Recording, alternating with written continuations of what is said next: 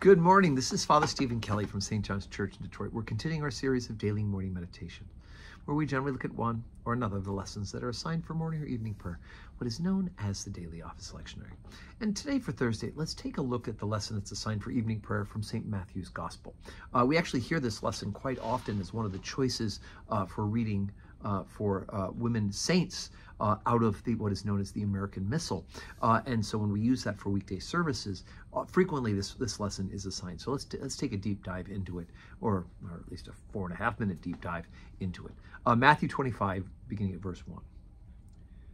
Then shall the kingdom of heaven be likened unto 10 virgins, which took their lamps and went forth to meet the bridegroom. And 5 of them were wise, and 5 were foolish. They that were foolish took their lamps, and took no oil with them. But the wise took oil in their vessels with their lamps. And while the bridegroom tarried, they all slumbered and slept.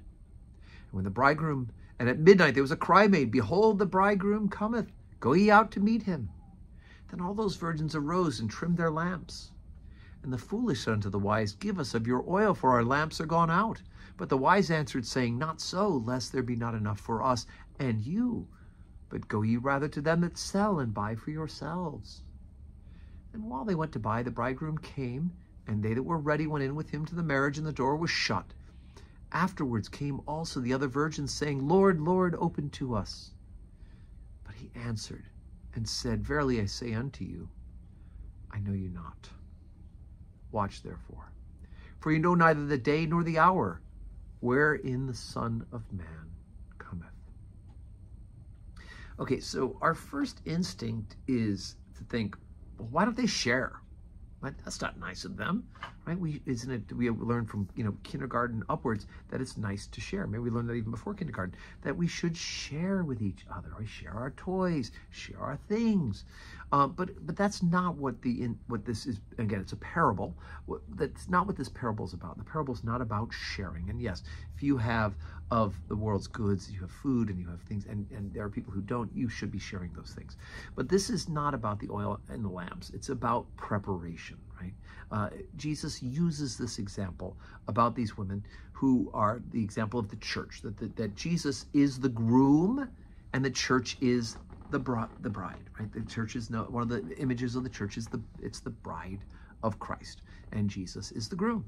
And so the church is waiting expectantly for the return of Jesus Christ.